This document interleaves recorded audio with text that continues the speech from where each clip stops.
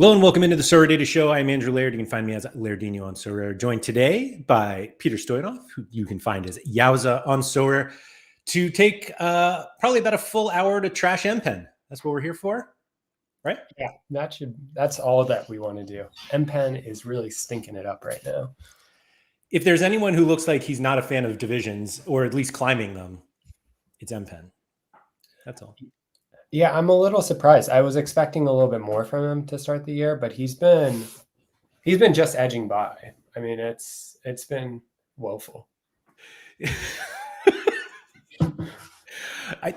I'm sure there are plenty of excuses, and but thankfully he's not here to tell them to us. And so, yeah, sorry. Anyway, for those of you who don't know, there was supposed to be a competition between Peter and Mike, and it just doesn't. It's almost like when you watch two people like in a boxing match, and one of them is just really prepared, and the other one is, and you're just like, I don't know if I really want to watch this. Yeah, because I was kind of split at the start of the year between Classic and in season, because before we got all the rewards pools and everything, I was like, oh, like there are boxes in Classic, there's no boxes in season, like it'll be a nice little balance. I'll be able to get some level up cards too to kind of help out. And then when I saw how good the in season stuff is with like some of the work I've been doing on the side, I was just like, this doesn't make any sense. So I just like transferred over to in season, and now I'm just really killing Mike, but maybe too early. Anyway, good luck with that. Thank you to everybody for coming in. Looks like Martin, DNP Donkey, and Kev Hurd on the podium. Martin said, how come in-season cards crashed and are the same value as Classic so fast? I think it depends on the player, because there are some that it's still nowhere close. I would say maybe the floors might be similar, but if the floors are similar, no one's buying the Classic card. So like right. Classic cards aren't worth that. That just happens to be what their floor is. That's a nice observation like that. Bob Franklin, Toby, what's up? Gavin, Andy Black here just had another peach, still tier 0, which, yeah, I mean, they're going to be tier 0 for a while. Anyway, Boston Sean, what's up? I saw Monkey, SGT, Vita, hashtag advantage Yowzaa. Brayden, I like this. Time for class with Professor Yowzaa. I didn't have a Professor Yowzaa when I was in school, so that's a good one to have. Jack P, what's up? John Andrews, Fabian, Quinny. I think Harry taught me that this was HB yesterday, so I'm going to go with that for now. Red or Dead and Red Devil, a lot of reds here. Mike, Sora Holland, Johnny, what's up? ZM Star, thanks for coming in. Andy said people probably overpaid for the promo, and he says that because he did. I mean, but it's fun, right? Like, I had a good time on all of the auctions, especially the chaos of the first day. I mean, I knew it wasn't smart, but I also, like, who cares? I find myself, so I'm still buying on auctions, and I still have, like, the thing pops up to, like, congratulate you that you won, and I'm still waiting to, like, every single time I'm like waiting for that and more button to click, and it's just not there anymore. But yeah, they definitely got me. Anyway, thank you everyone for coming in. Peter's working hard on Essence, but that wasn't the main topic for today. But Peter, you did have like a little Essence crumb you wanted to share with us. Okay, so, and I need to pull it up, but I guess I want to ask you, how many boxes, let's just say limited, how many boxes in limited are they giving out? And then therefore, by extension, how much essence coming from those boxes? From those boxes. So not that I like cheated on this, because I actually haven't looked I haven't looked recently, but I do know that like boxes, like there are a lot of boxes out there every game week. And so like there are like tens of thousands of boxes. Oh yeah. Because just when you consider like 50% of all the new season competitions have them. I don't know how many tens we're up to now though. Like I haven't checked since the new season started. And this was tens of thousands in the summer when we didn't even have like the European League going. Yeah. So for game week 3 in limited, it was about 54,000 limited boxes were being given out. Obviously there's different levels of the boxes. There's the box level 1s or tier 1 boxes, tier 2s that give out different amounts of essence. I tried my best to weight them. We're looking at about like 260,000 essence basically for game week 3 that was handed out. It for limited essence. And I think if I saw the tweet correctly, I think Nanzo got half of that last week. Yeah. No, I still don't think people can conceptualize like how much that actually is. Yeah, I mean, if we go like 260,000 essence, let's say everybody we perfectly use that on the tier 2 pulls. Like we're talking 66 tier 0s, 198 tier 1s, 661 tier 2s, and then, tier 3s, tier 4s, tier 5s. We're talking about like 13,000 extra cards that they're basically handing out in shards. And do you have any, like, are you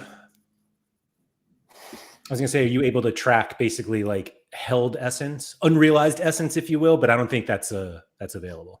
I don't think that's in the API. I would love it. There's a lot of things that I wish were in the API kind of from my digging. Yeah. I think maybe some people saw my tweet yesterday, but it's just like, I wish there was a little bit more information or a little bit more clarity on some stuff. That kind of, I'm all about transparency. I don't think it hurts to just know this stuff. Yeah. It's not a trust thing. It's just, it's my game. I want to know what I'm doing, how I'm doing. Like that's the fun of it for me. Yeah, no, I'm completely on that side of it. And I don't know if we'll get it. Like, I don't know if that's more, higher on the priority list for them than just allowing us to see where like our competition distribution of essence, like how much is from contender, like for those of us who play different comps. But yeah, it's a lot. Yeah. I will say that the question that everybody asks me to ask you is, when should we craft our cards? And what's your answer to that? I think it depends on a few factors. I think it depends on the scarcity you're in. I think higher scarcities, those cards, those T0s, T1s are just so important to be able to compete in a meaningful way, because as you and Sean have talked about and others, like it's pretty heavily weighted towards the top rewards or like where all the cash is. And it doesn't really dribble out to like the rest of them. So like, if I'm in super rare, I'm generally, I don't play super rare. It's hard for me to like really talk too in depth, but I would have that inclination to waiting till maybe that 250 or at least 100, because those are also probably slightly more sellable cards. But T0s, limiteds, rares, like maybe you take your shot at it, because at worst, you can bot off the card if you get a T5 or a T4. I think it also just depends on the time of year. Like right now is a time where I'm kind of wanting volume, because the cards right now are really important. There's not that many cards. Sorare I've pumped out a lot of cards, but relatively speaking, there's not as many cards as we should expect there to be out by December timeframe. So having those cards now is more entries, more opportunities. So I'm more willing to take that risk earlier on. I would say by the second half of the season, I'm probably not going to be that willing to take that risk. I'd rather hold on and prep for the next go around. That makes sense, for sure. Vita said the longer you hold the card, the longer you risk a price depreciation on the premium. So I'd argue it depends on how much essence you can consistently generate, and if you care about having pure essence. Which, yeah, I think that summarizes it pretty well. But I don't want to ruin your grand essence article. The one other thing I'll add with the essence thing is, if you win essence, specifically speaking for rivals, if you play rivals in limited, if you win any essence that could lead you to the contender pot, you might be in a world of hurt. Like those contender cards are just so low in value, generally speaking, especially compared to challenger, but just like compared to everything else, like everybody getting those, anybody that gets that card and has saved up 250 essence or 100 essence, like that, you just want to avoid those. And that's hard, especially if we don't know, like, oh, what are the odds? Like, that I'll get that. As I said, we weren't going to talk about it anymore, but the last one, how are you using your essence? Yeah, right now, just because I'm so prem focused, I'm trying to take those shots at those prem cards. So I'm doing T5s right now. I think maybe in the next couple of weeks, I might start switching up and saving to 100, because that feels like a nice balance for me between that risk and also like the fact that I want the dopamine of opening. Like, it's fun. It's fun. I want to have fun at the end of the day. Yeah, that's fair. One said, is rival essence not neutral, so not for any region? I think it's like, yes, but it's actually not that it's not for any region, but it's actually for any region. Yeah. And it's just like, oh, that puts you in contender play. So if you're like a solely champion person, you're basically like, it hurts to play. I mean, at the end of the day, play to have fun. Like, it doesn't really matter, but it is a somewhat unfortunate fact with just how contender is. Right. Zamstar said contender essence is like the eye of a newt in the pot. And to answer Hussein's question, he just said, if you earn essence playing only Premier League games and rivals, will you craft a Premier League player? And no. As far as I know, that it is not the case. Yeah, but I guess we don't really know that, right? I just don't think, like, you're not earning a box from that game. You're earning a rivals box. Like, there's no differentiation there. Like, it's not a Premier League rivals box. Right. All right. Are we still on track for Friday? With Paul's answer, I'm hopeful, but Paul for those who are listening, Paul from Sorare, like, responded to my tweet. So it's kind of changing up a few of the things I want to do with the article and kind of what I want to talk about. But that's the plan. Maybe I'll delay it. Who knows? The tweet in question, or that Peter was talking about, was basically that we saw players in different tiers in different competitions. So a player could have been tier 2 in champ, but tier 3 in champion. And the question was basically like, why is that the case?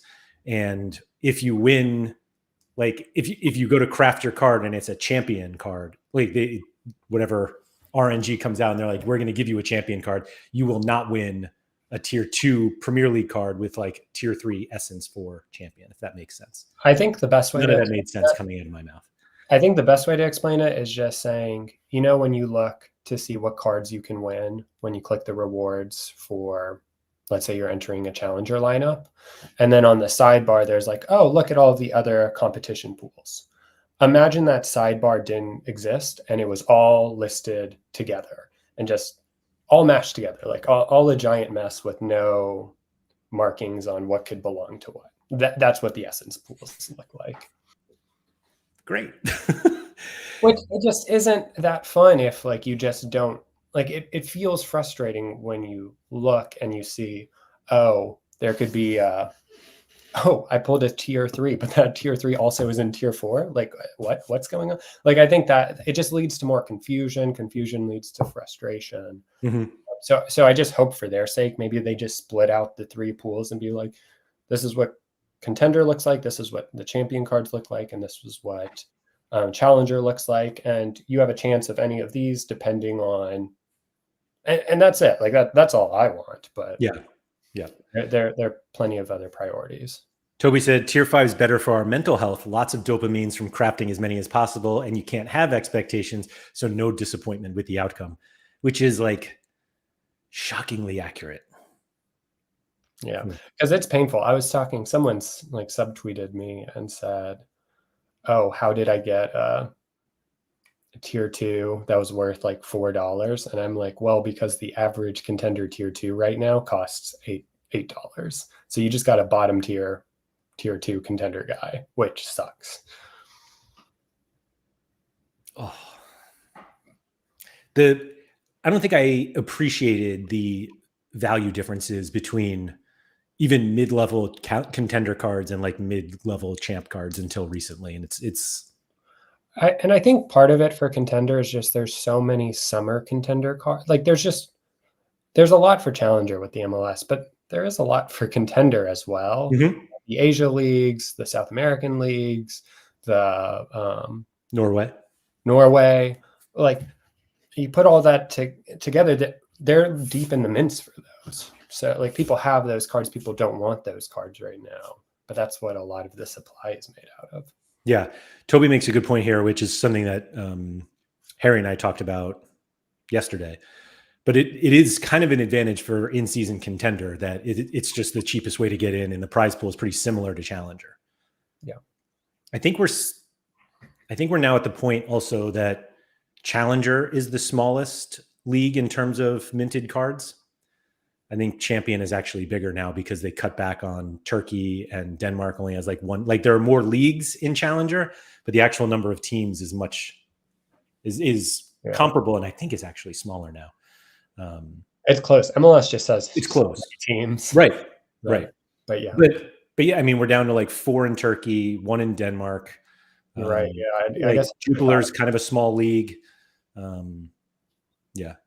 Ali Reza said, I crafted a T5 and got Elise last week. Still can't believe it. I will also say that I find this is like the 17th thing we're going to talk about after I said we're done talking about Essence, but there's like it's not a misunderstanding completely, but it's almost like poor branding that people are like, oh, I got Elise as a tier 5. And it's like, he's not a tier 5. You just got the 0.5% outcome. Like he's a star.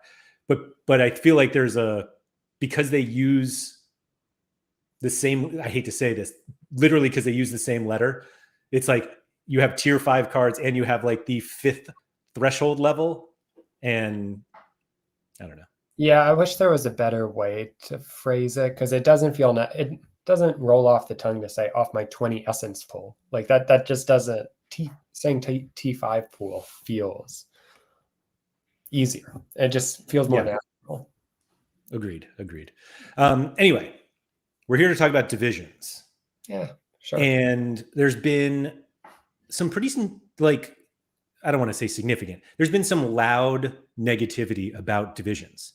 And you and I were talking separately, and you were kind of like, I don't think everyone really appreciates like why divisions are necessary. And before you said another word, I was like, we have to stream about this. Please don't say it. So now the opportunity to teach us all, like, why do we even need divisions? Well, I think before we even get to divisions, let's go back to, I'm just kidding. I would say before like divisions, like right now it's way too early to kind of get upset about things. There's just, we need time. So the Sorare team needs time. I think this was like something we were supposed to talk about, you, me, and Mike, and then Essence dropped. And so then that conversation gets derailed. But a big thing is like, it's a lot of data. It's a lot of data that they're receiving. They're 2 weeks into this season. We kind of saw these complaints similarly happen back in March when divisions got introduced and people were all over the place. And it just felt unfair in different areas. And it's just too early to tell. Like some people are like moving up through the divisions like me. Some people are still stuck down at the bottom like Mike. But once all of that sort of settles, you'll kind of have people in the right places. Maybe Mike's already in the right place.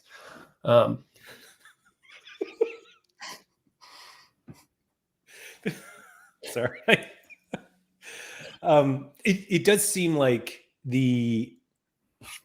we're all kind of ignoring the fact that, well, not we're all, because I have seen some people say this, but nobody wants to hear it just needs to work itself out, because as Toby said here, it's never too early for Sorare players to get upset about things.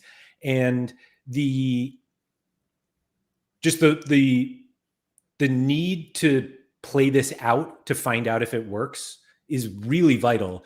And it's just like, we're literally the guinea pigs on it, and nobody really loves to be in that position, but it's like what we have to do. And it does feel like we are moving more in the direction of how we think it should work. Like you had mentioned previously that you're more in favor of this kind of like pyramid idea of divisions, that the upper tiers are the smallest and it kind of gets bigger as we move on.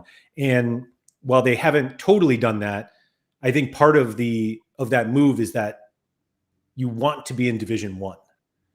And it does feel like everyone who has a negative opinion about divisions is at least willing to admit that, yes, you do want to be in Division 1. And the complaints are really just like, I can't get there, or I can't stay there. And when my lineup finally hits, I want it, and I'm not in Division 1, like I'm going to hate everything. And the climbing to Division 1 is a significant part of the game now. It's not just like you have to get there. Like that is part of the game. So the other thing with divisions, like outside of the ease of getting there and kind of the frustrations that exist around there, is that they're important to maintaining an ecosystem where the best players in that specific league are the most valuable, because they're the most likely to consistently perform well. And it sort of provides that incentive. If you want to be in the top divisions, you either need to play super sharp, move in and out of cards, or buy the best cards and just have a nice little, maybe a nice little portfolio of them, and they'll help you stay in and out. Because I think for most people, it was obvious last week that Tottenham are playing at home to Everton. The way that Ange plays that team, like they're going to get a lot of points. They're going to get a lot of AA. 4 goals is a lot, sure. And I think also everybody knew what Man City was going to smash. Like, it's just like that foolishness of using Ederson as a keeper. We don't need to talk about that, Mike. But it's just like, we know that those things are going to happen. And it feels frustrating when that happens, because it feels like the strategy right now is just everybody own a top 6 Prem card, or maybe for La Liga, it's everybody own a Barca card. But if divisions didn't exist, like those cards would be less important. And when those cards are less important and less valuable, that kind of drags everything else down with it. Like a Luton stack is never going to be more expensive than an Arsenal stack. But if we start bringing down the price of an Arsenal stack because you can compete with other cards, then I don't think it's healthy for the platform as a whole. So that those divisions kind of provide that protection. I think right now there's also a frustration with just like the ease, as you were mentioning, of getting up through the divisions. And that's a whole different discussion. I think I sent you something on Google Sheets. I don't know if you have that open, but we can kind of get to that too. You use Google Sheets, huh? I used it just for you, so you could open it. I did it in Excel and then pulled it. Yeah. I had to request access. Sorry. I clicked on. Shoot. But anyway, the Vita here said there's at least 3 things that don't work in the current system: the division reset, midweeks, and the DNP frustration. But I still believe the change that happened in the last year is in the right direction. I'm not sure the DNPs are near, like, I think their change from, was Division 1 a 50% relegation? Yeah. Like the move to make that 10% makes DNPs in Division 1 not immediate relegation issues. Yeah. And so like before, it was too easy to fall in and out of divisions. It felt frustrating that you could fall out so quickly. And so maybe there's a little bit of a balance like between the two levels. Like it should be maybe a little bit easier than where it is now. Because, in the race to D1 that Mike and I are doing, I do look at Division 2 and I'm like, ooh, like that's going to be a challenge. Only 10% of people are playing lineups there. And it's very competitive. Like, I was taking a look at the scores. Like they're pretty close to D1 scores, I would say. They feel really close to D1 scores. Mm-hmm. So this is this is part of, I think, maybe people's frustration right now with the division system. So I'll explain these numbers real quick to everybody. Basically, these dollar figures that you see are my calculations of like these estimated values. So that's everything that Sorare gives out in rewards, in cash rewards for these in-season comps, divided by the amount of people playing in it. And then that way I can kind of have like a per capita like way of looking at things. So it's a little bit more balanced because there's in some, some divisions have more players than others. Mm-hmm. And, I just kind of wanted to see what it looked like 2 weeks in, 6 months ago, kind of what it looked like towards the end of the season when it had all balanced out and kind of what we're looking at now. And I think what's really tough is it's just obviously we can see a lot of those rewards are in D1 and it feels like everything else is getting squeezed out. Like the value per person is like very much in D1, very squeezed in the rest of the divisions. And so it kind of creates this frustration. If you need really high scores in D2, that's going to be so hard to do consistently. What's the point of being there? And kind of this fourth bar I had was sort of what maybe is what Sorare's theoretical is what my theoretical would be, where each time you climb a division, the value of that division per person doubled. So, 1 to 2, 2 to 4, 4 to 8. And it sort of creates this, I feel like it creates this balance where when you move up to the division, sure, it's a bit harder, but you would get more, like there's more rewards being spread. And right now it just feels a little too top heavy in D1. That might just need some time to shake out, which is why it's like too early to tell if this is working. Maybe that D1 will get pushed down as people like me and Mike and the other whales are moving up, but it just doesn't feel that way right now. And you can kind of see that in the numbers. Do you think it was just an overreaction to the initial kind of beliefs that D1 wasn't worth it and that you should just, score fewer points, but win just as much money in division 3 and 4? Yeah, it's a balance. It's a balance. There's never going to, with divisions, there's never going to be like, there will always be some winners and losers.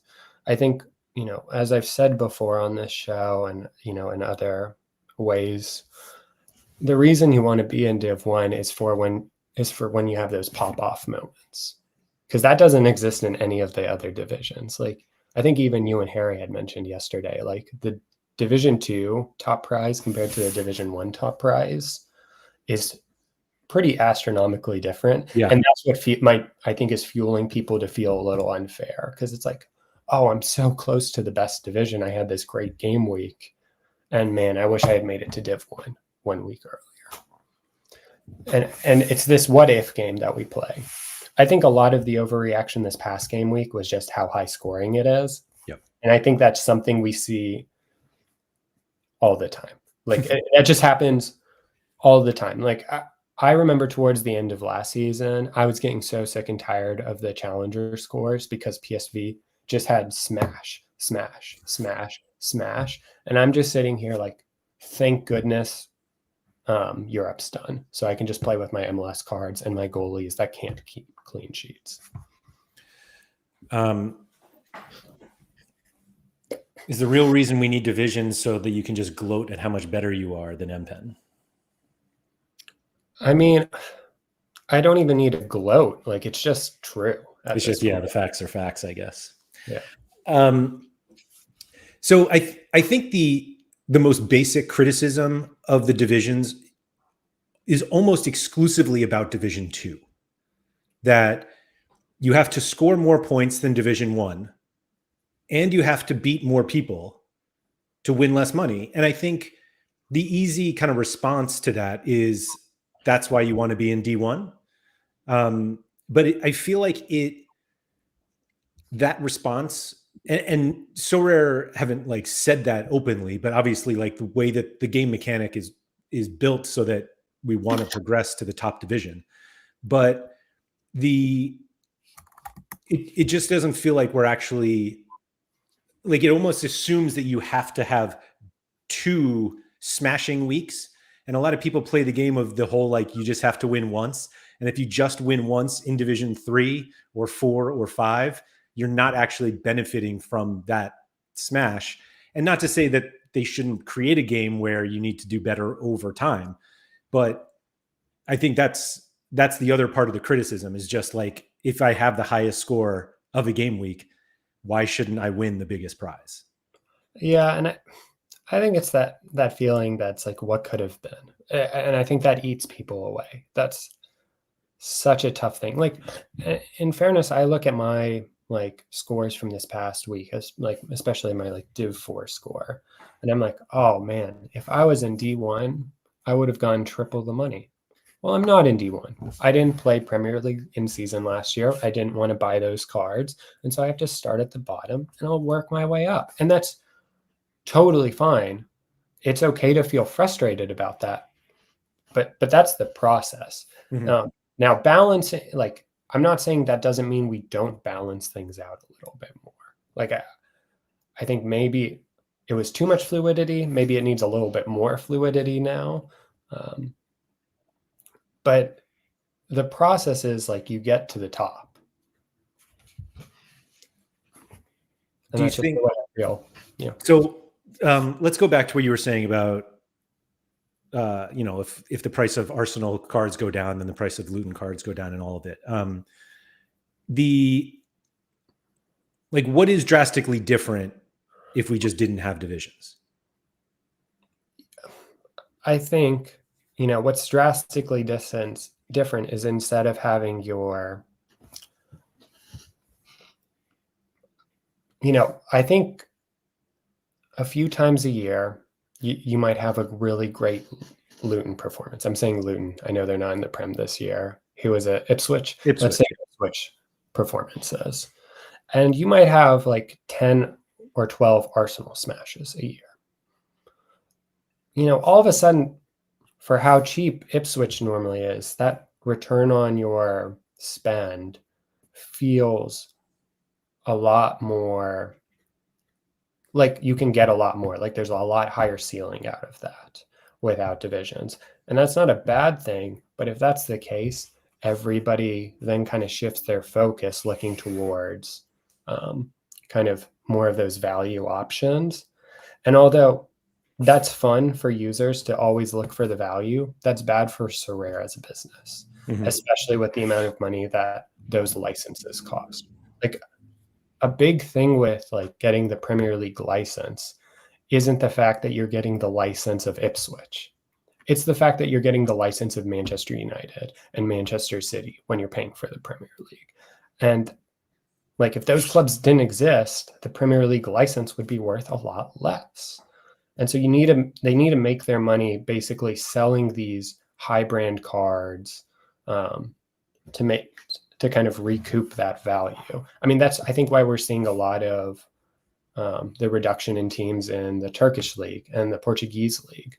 Probably the amount that those licenses for the league as the whole cost were just way more than the return, way more than just like, okay, let's get the license for the best 4 teams, because those are the teams that are going to sell the best cards.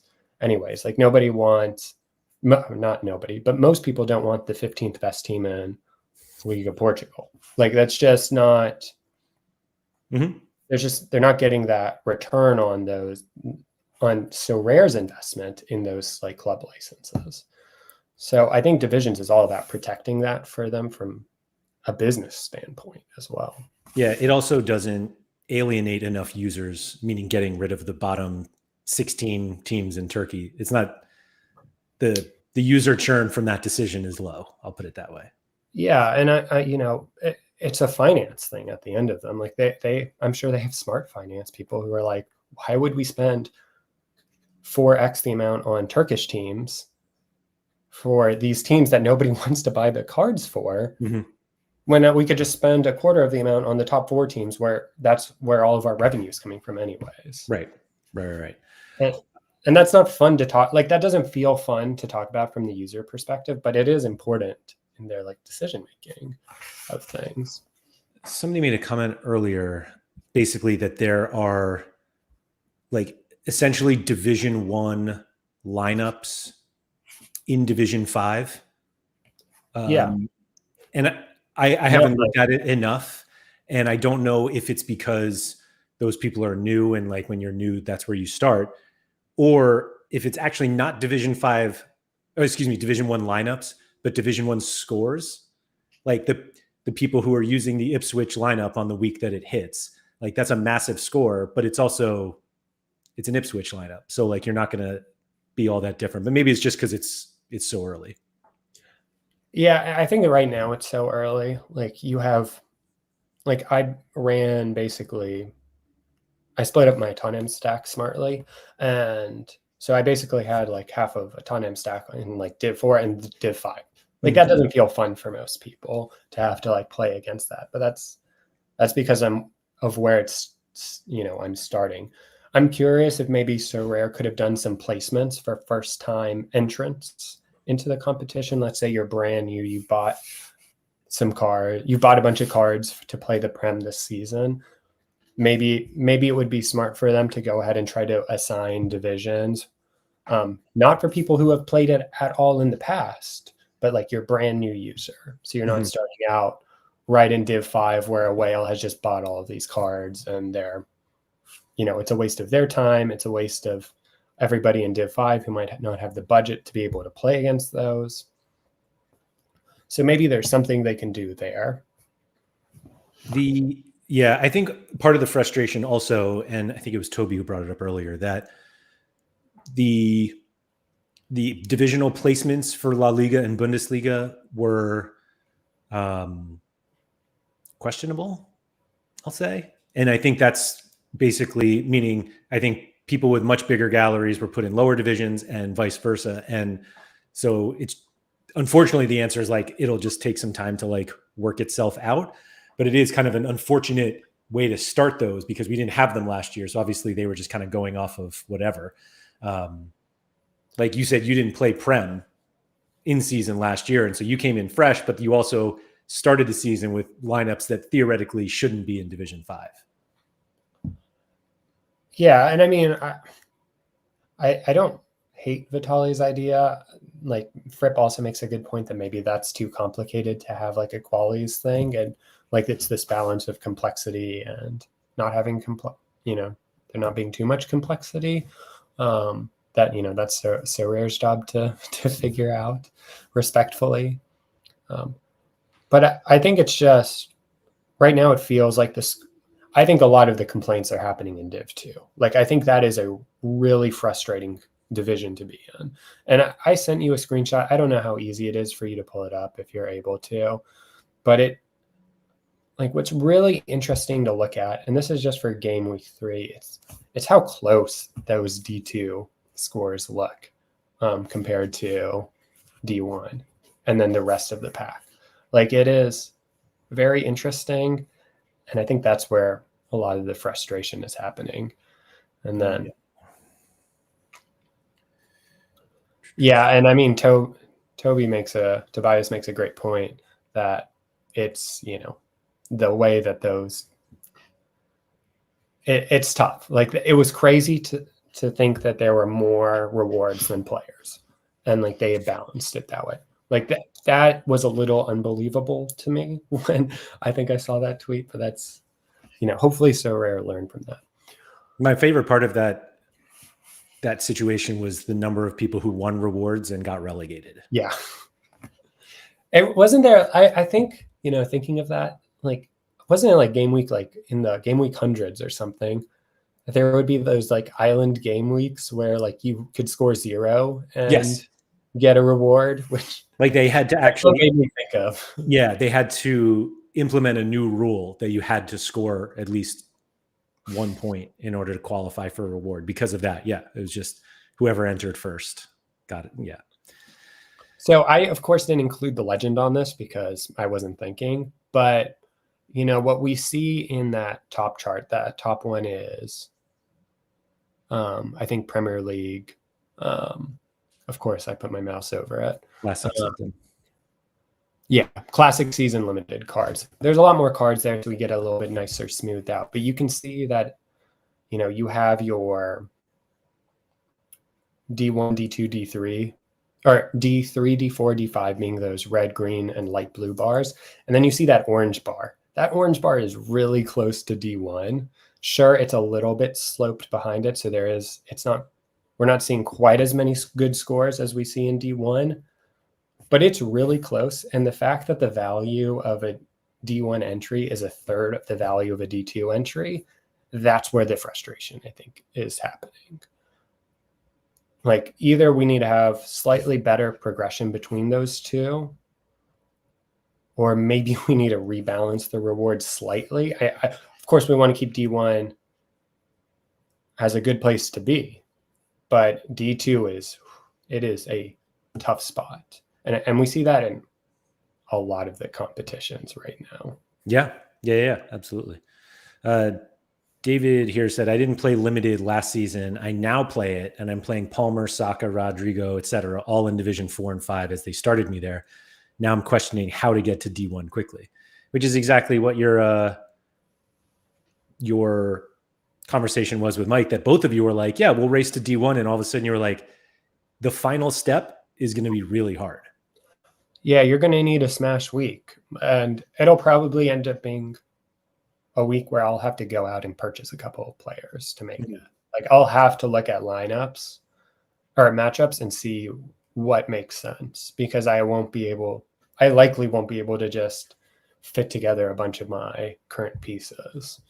Because you need to be in the top 10% of a really competitive division.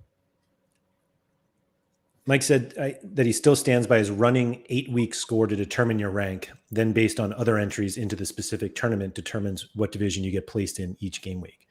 So I think that's the other bit of frustration for people, is the game week by game week promotion and relegation. And generally it's weekends. We obviously have La Liga and Champion this midweek that people will be promoted and relegated based off of those.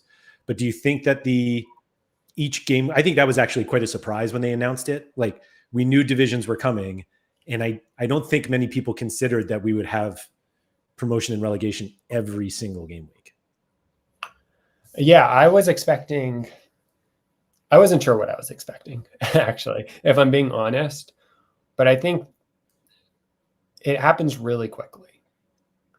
Now, maybe I try to think of it from both ways, because if, like, these ranking systems or reseeding, that's great if, like, you're deep into Sorare.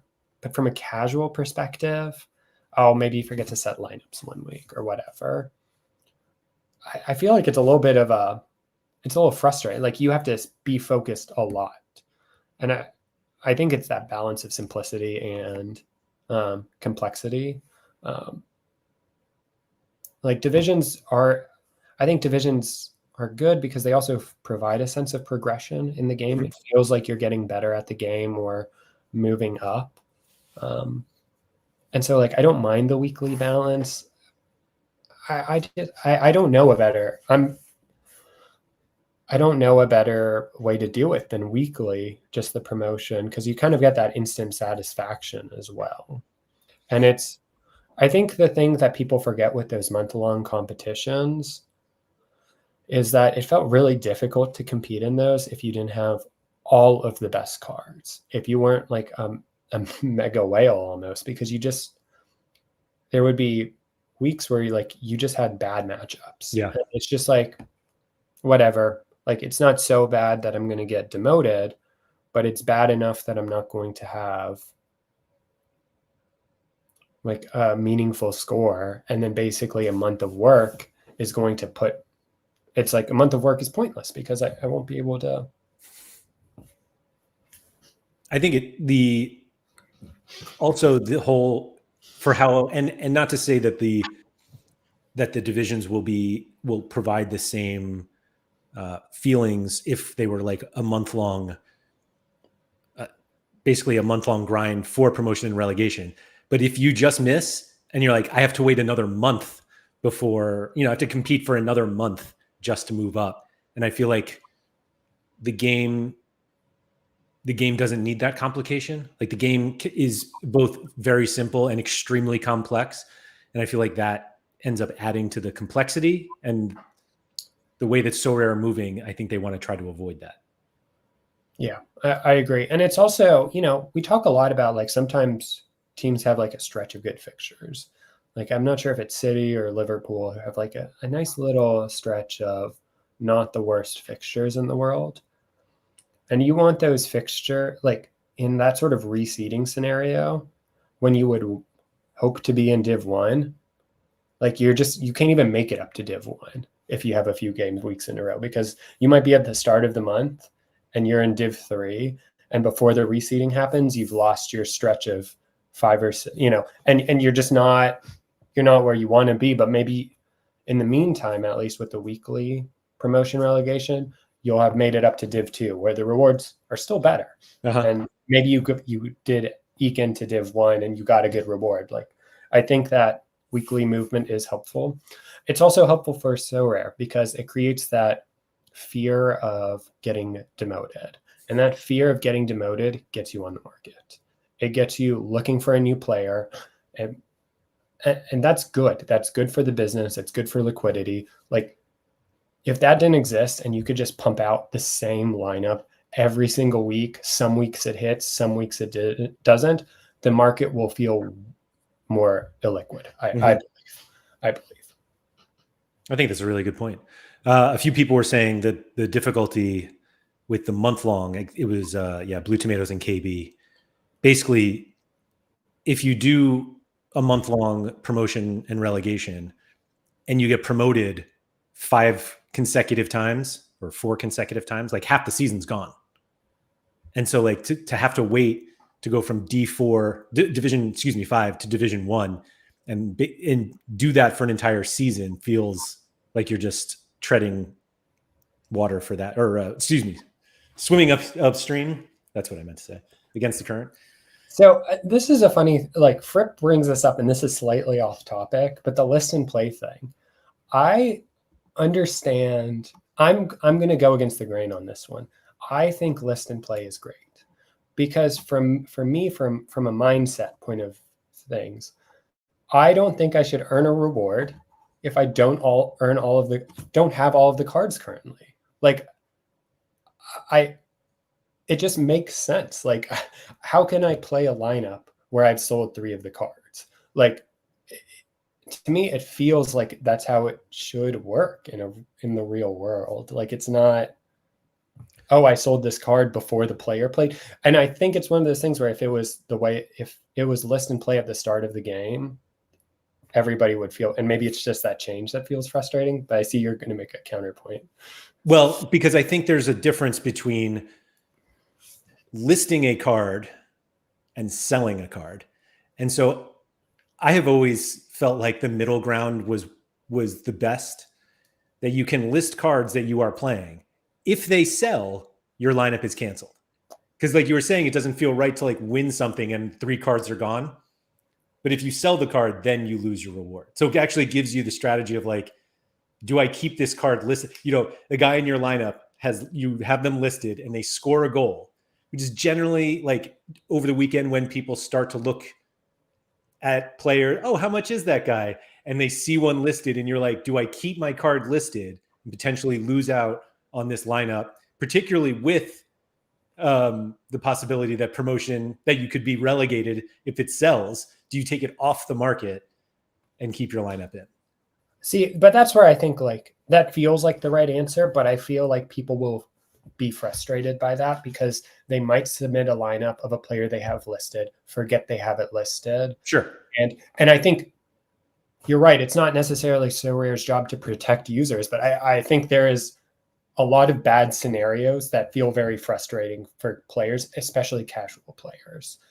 And I think having that list and play protects people because you're like clicking a button multiple times as you submit it. Like it is a reminder in your face that's what you're doing. And it would feel so frustrating. I submit lineups and I forgot I had an Allison because I wanted to swap it to an in-season version listed. And I put it in a lineup and someone bought it. And I think that's painful. Like, yeah. This line from Ben is great. I don't want to watch David Kaunaki score a goal and my first thought is to unlist him. I think I appreciate what you were saying, that basically for the like casual people either aren't going to think of that or just don't want to have to think about that. Yeah. And Vita's exactly right. Like if MPen had a card listed, I would buy it if it meant he couldn't get promoted. Like it doesn't matter. This is the battle we've been waiting for years. I love it. Toby said, imagine Twitter discourse if one of the big whiner accounts forgets he has a card listed and loses a lineup that wins D1. And I think that's the protection. Like, I agree with you. Maybe seller plays the right thing. I just think we're adding a lot. There's a lot of there's a lot of silliness that can occur. Sure. In play versus sell and play. Going back a little bit here, where was it? Nanzo said, the divisional structure highlights the importance of having 3 lineups. With one lineup, you're destined for frustration. I will say, not only that, I find the lineup building process more, I was going to use the word exciting, but it's not exciting, but it's, I get more out of it considering which lineups I'm going to play in Division 1 versus not. And it's like, if I only had one, like I only have one champion Europe lineup and I have a Division 1 entry and I haven't touched it all season because I just like don't have the cards to win that. But when the week comes where I think I do, then I'll play it. But that's one of my favorite, like literally one of my favorite things of the lineup building process is seeing which divisions I am in and then prioritizing my cards from there. Yeah.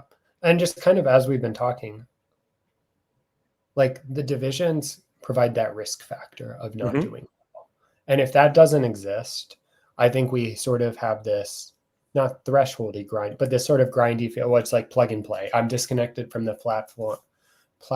It's Friday, submit my stack and like go on. And I don't think that's fun. I think that gets boring really quick. Like it might feel fun occasionally, but it's not good for retention, I don't think. Hilo said, and this is exactly what I was just saying, but the opposite, said, I think that they should auto-relegate anyone in Division 1 who does not enter a lineup. Right now, people just enter Division 1 squad into Division 4 or 5 when they have bad matchups, which ends up limiting mobility even more. So what do you think about that? Auto-relegation. I think the reason that doesn't exist is because you don't always have. They want to avoid pushing people too hard to have to buy all of the cards. Because sure, maybe auto-relegation works when all clubs are playing. But again, divisions are open when there's only 10 teams playing. So let's say there's like a Premier League split or like half the games get canceled. And now all of a sudden your Div 2 team that you've worked really hard to get to Div 2, you don't have a goalkeeper or you don't have your goalkeeper defender stack. And so now you have to go out and buy 2 cards. Like that just feels more like a kick in the teeth or a kick in the face or whatever to like, oh, you're going to get relegated because you don't own enough cards. And so I think that's why that rule got changed, because it's forcing players to do things instead of players wanting to do things on their own. Yeah. Brad said, and that's the stupidest part about divisions, that it discourages you from playing long shot lineups, which I guess I get that. I was going to say, like, there are instances where you can just play them in a lower division. But if you are somebody who has gotten 2 Division 1 entry or 1 Division 1 and 2 Division 2s, playing long shot lineups probably doesn't feel great. But I would say, do people really like playing long shot lineups? Like we're looking at every time you enter a special weekly right now on like a midweek or whatever, it feels like you're playing long shot. And I don't think who likes, I don't think that's a good experience either. I think people want to do it. They want the reward of the long shot lineup hitting with absolutely zero risk. Yeah. So, yeah. Like Blue Tomatoes makes a great point. Like, what if you didn't have, like, La Liga's only open? Like, that would be a nightmare for Champion. Like, you would have to have 6 rosters running at all time if you ever touch Champion. Like, I think that's where the problem lies with having auto relegation. Higher the having what? Having auto relegation. Oh yeah. Yeah. Were you surprised that they canned that idea?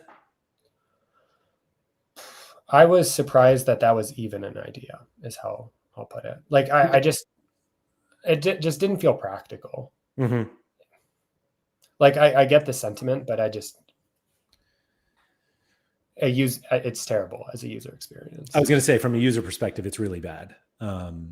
Particularly just for these examples of, like if you have a collection of a team and they just don't happen to play that game week, and it's like, sorry, you're relegated.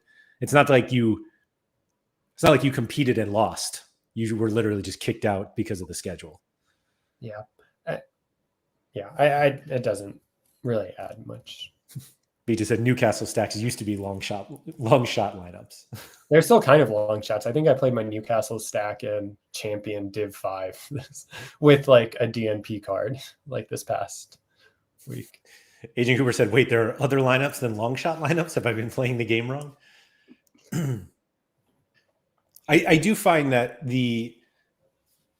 that's one of the basic criticisms of the divisions, that if you try to people kind of incorrectly use money to moneyball it, but I'm going to use that term because that's what people understand.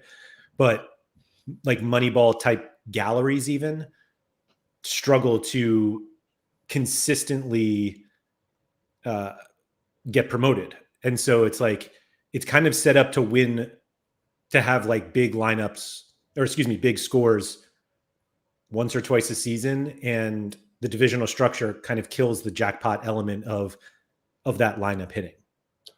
And I wonder too, I am sure there's data behind this on Sorare's side, but my feeling is that those people playing on a budget or long shot generally are likely to withdraw the cash instead of spend it on the platform.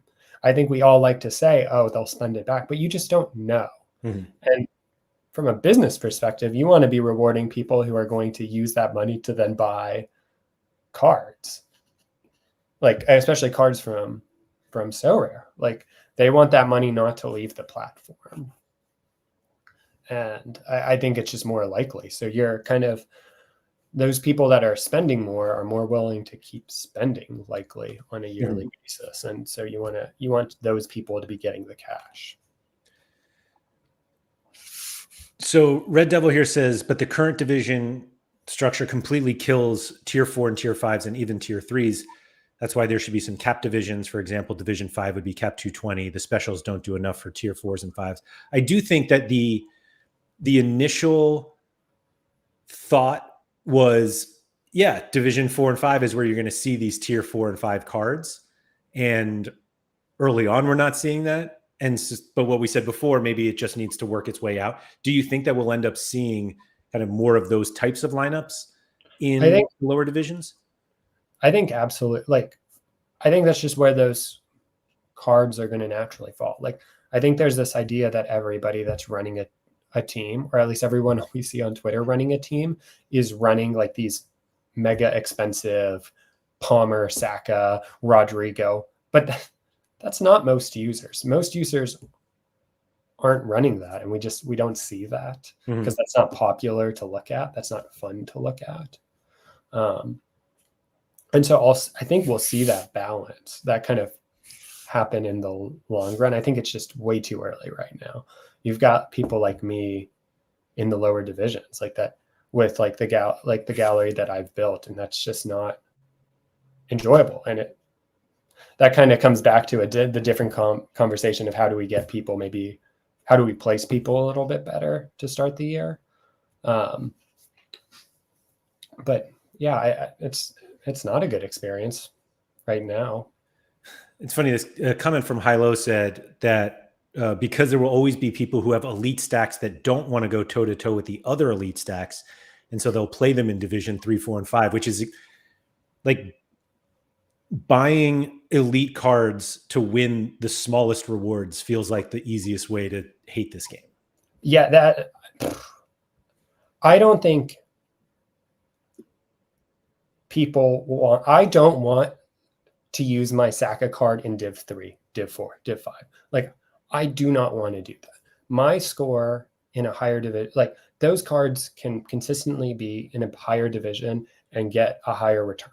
Like, there is no reason for me to want to win $10 when I can win $10 every week, when I could maybe win $70 or $80 once a month. Like, that is better. Like, it is better to have those cards up there. Any churn, like this idea of churning, I think has become really prevalent in our minds with Sorare because of threshold. It's all about hitting that certain score, and that's just not how we should be approaching this game anymore. And like the amount I've spent, I don't want to be in Div 5. I'm not gonna make my money back. I was just about to say that you'll never make your money back. I'm just not going to, and then I'm gonna have to rebuy next season. Like, it might feel smart that one game week where you win $10 instead of $0, but it's not good. Yeah, I think it's also just way too early. I was looking at Prem in season Division 5 last game week was the winning score was 477, and the winning score in Division 1 was 521, which is supposed to be the case. The lineup was Allison, Ruben Diaz, De Bruyne, Salah, and Haaland, which doesn't sound like a Division 5 team, but it's also a Division 5 team when we're 3 weeks into the season, 2 weeks, whatever. Yeah. I think it's just we're reacting to something that needs to take time, and we just haven't had the time yet. And for some people like Mike, it's going to take a lot of time.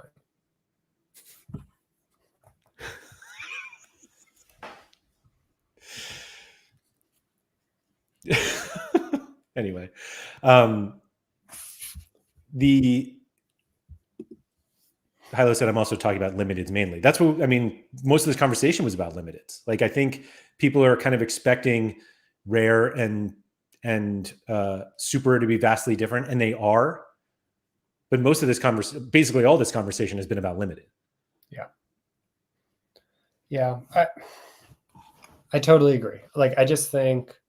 I think right now we need to give a little bit more time to let the division shake out. It's this is where I don't envy the employees of Sorare.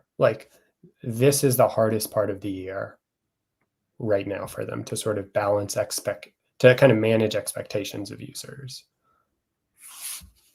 So I don't know if this is actually Mike Baston, but it's a good comment, so I'll give him credit for it. Said the winning side could also be from a brand new manager who bought Smash players, so it has to start in Division 5. And I feel like the high scores in Division 5 are actually what Sorare want, because it hopefully implies lots of new people coming in and buying the Smasher cards to move their way up.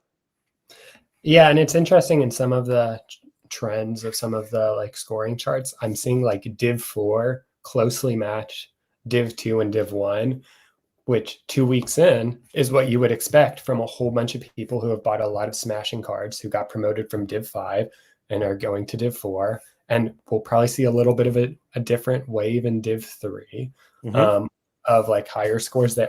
I think that's what we should expect to see. And I think that's normal. In this current system, that's normal. That's a great point. Hyla said we can revisit in 2 months, but I very much expect Division 3, 4, and 5 to still be filled with the star caliber cards. We're going to be complaining in 2 months that too many people are coming into play. We're whoa, there's too many new users. We don't want them here. Not realizing that everything benefits when we have more users. Yeah. Yeah. And I see Vita's comment as well. I don't know if you want to put it up. Sure. I'll die on this hill that newcomer shouldn't automatically start from the bottom. Would Pranksy have joined if that was the game play back then? Yeah. I'm not sure what the solution is. If you joined literally today, Wednesday, August 28th, and bought the 5 best Premier League cards for this weekend, should that put you in Division 2? See, my balance is I think if you've never touched Premier League and you've bought a bunch of new cards, you should get placed somewhere based on the tiers of your cards. But then after that, it's free game. If you've moved yourself down to Div 5, well, you're going to have to work your way back up to Div 1 if you want to get there. Vita said your first 2 game weeks are the placement. Based on the score, you jump directly from Division 5 to Division X. Where would you be then, Vita, in that like instance? Like, is it just a free-for-all for everyone? He says no matter when you start, and then you can retry every 3 months. What are we retrying? Like, where would they place you for rewards? Let's say you started in October and you have a great week, and then you just couldn't in Div 5, they would give you Div 5 rewards. Is that any different than right now? Like, I don't. Yeah, I guess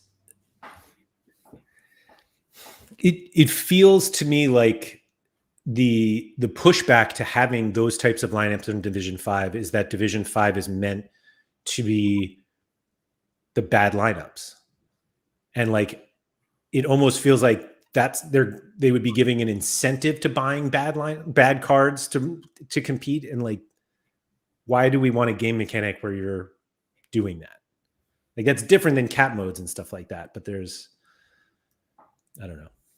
Yeah, and I feel like this is where like all of this gets a little bit complicated. It's like, would Sorare be making the game too complicated? We've talked a lot about how it can feel overwhelming to kind of join the pro side. Like, there's so much to think about, so many different places to enter and factors to consider, let alone having to learn the scoring matrix, which is significantly more complicated than anything 99% of users have experienced.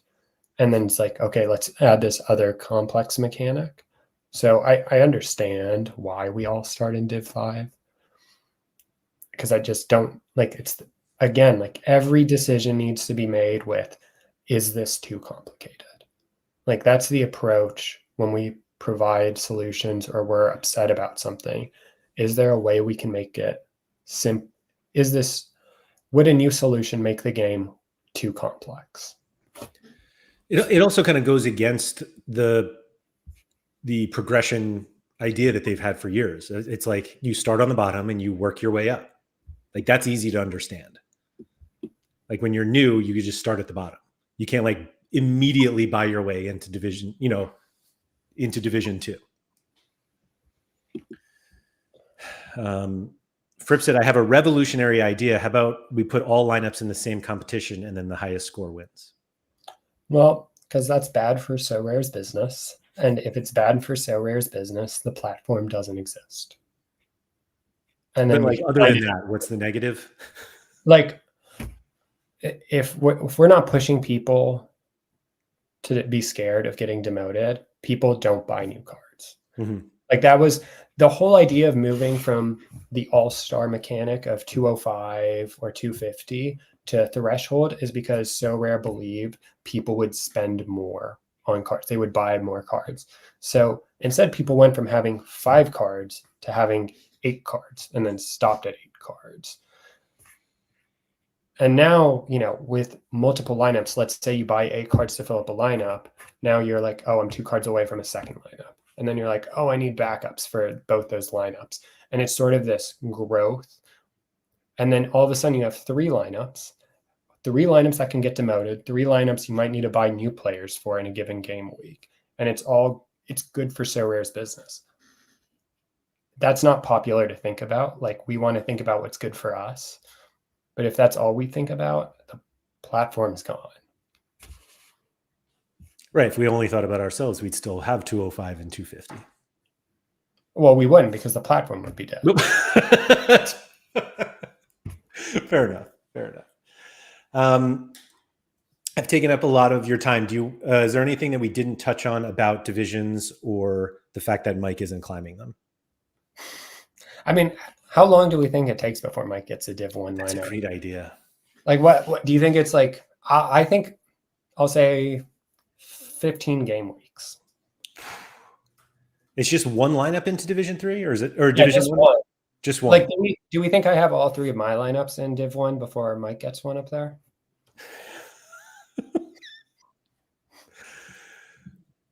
We'll let everybody decide. These were Mike's lineups from last week.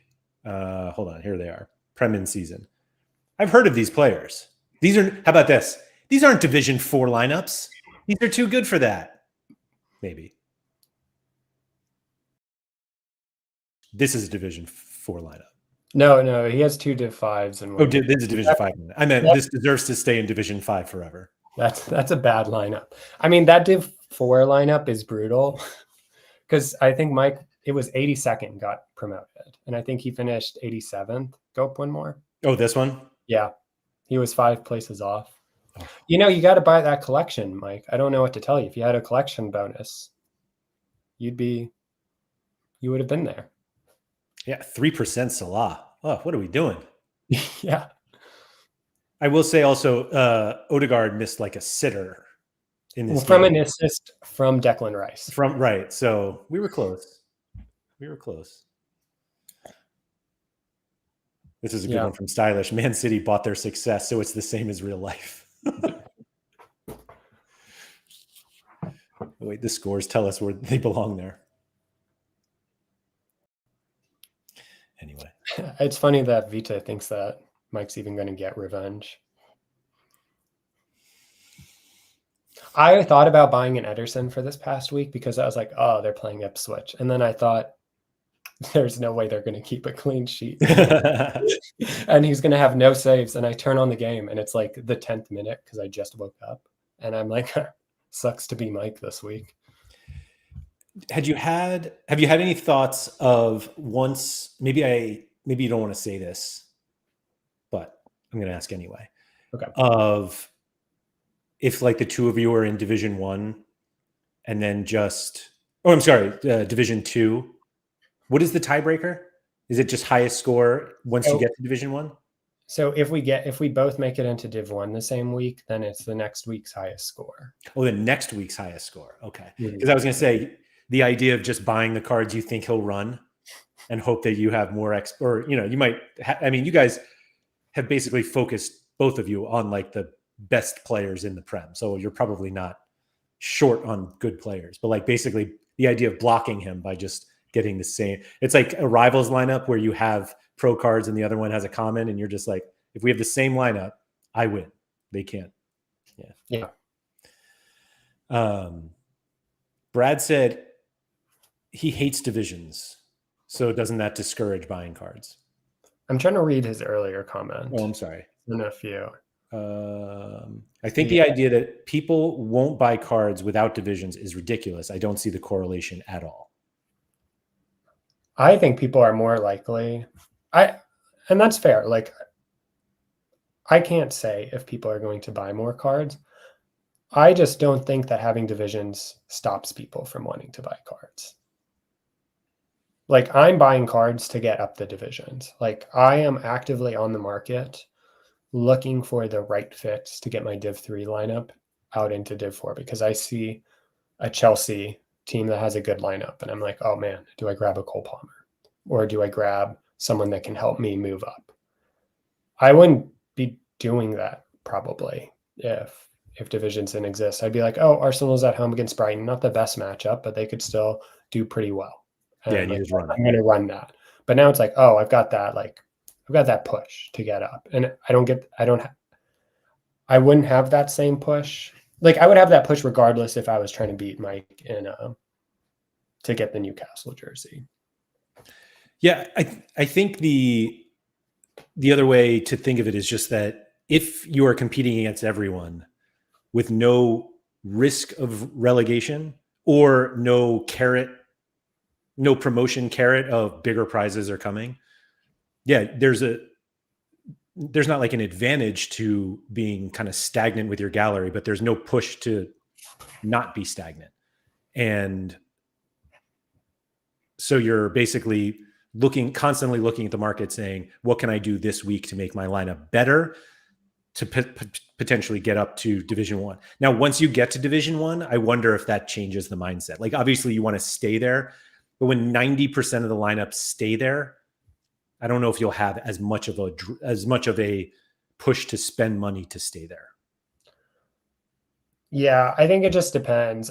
It'll be interesting by that point because we'll have enough data on how many people are playing bad lineups there because for some reason, and I mean, DMPs happen. So it's unfair to say that people are just playing bad lineups to play bad lineups. But I think maybe Sorare can take a look at that. If they're saying like, oh, there's a lot of bad lineups here. Maybe we need to create a little bit more urgency to need to stay up in Div 1. Maybe that creates a little bit more fluidity between the two divisions. Do you think we need more fluidity between 1 and 2? Or mobility, I guess, is really the word. I think it was a little, I haven't tried yet, is how I'll say it. Like, I haven't tried to get from Div 2 to Div 1. It feels like 10% pretty tough. I think it used to be 25%. Yes. And now it's 10%. So well, it was 25% from Division 2 got promoted and 50% of Division 1 got relegated. And so maybe there's something in between that would feel a little bit better. Like, I think maybe 15. I would just like test out 15% and see how that works. I wish maybe Sorare had done a little bit more testing of that kind of stuff during the MLS season to see how people would have liked, or over the summer seasons. I say MLS because I only play MLS over the summer, to kind of see how that would have worked. I feel like they maybe missed out on a little bit, and now they're guinea pigging everybody in the new system, which is fine. It's more data, but I do think they need more fluidity. I will say that the 50% relegation felt really unfair. Like a DNP was an automatic relegation, and that was that's never a good experience. Yeah, and so maybe like they just need to figure out what that score, like they have the data, see what the scores look like when you have a good lineup, put out good scores, but one player misses out, and sort of see what percentage that generally puts you in, and have the line a little bit less than that. Yeah. I'm saying that like that's super easy. Like they should be able to do that, but I would imagine that that's somewhere between 25% of people getting relegated and 50% of people getting relegated. Vita's saying the D1 relegation is 25%. So I misspoke there. 10% from 2 to 1, 25 from 1 to 2. Yeah. But 50 was absurd. And I think a little bit's also, this is why I still feel like I'm a proponent for the triangle system, where there's less and less people that move up, because you can have more people promoted from Div 2 if there weren't so many participants in it. It feels like you could have a higher percentage of people moving up, because instead of there being 2,000 lineups, there's 1,000 lineups. And so all of a sudden that percentage can be bigger. 2 does feel very bloated, like compared to the other ones. Yeah. Not even just comparing to 1. Yeah. Hopefully they'll figure it out. Anyway, did you have something else? That's it for now. All right. Thank you to everybody for coming. If you could please like, subscribe, all that good stuff. Shout out to Quinny. And if you have any additional comments, feel free to leave them in the video below, or you can find us on Twitter. I'm at Andrew M. Laird. Peter is it with the underscore at Yowzaa right there on the screen? There you go. Yowzaa, AA, and the underscore. And yeah, we're happy to talk about that. And then Peter, original deadline is Friday for his Essence article, but he's already talked about pushing it off. So who knows when it'll come in. It's all the users are used to that. Yeah. That was an announcement of an announcement. On Friday, he'll announce exactly when it's coming, and then we'll expect it next week, sometime in late August. Is it late August or early September? We're running out of late August. Anyway, thank you to everybody. Peter, thank you, and we'll see you around.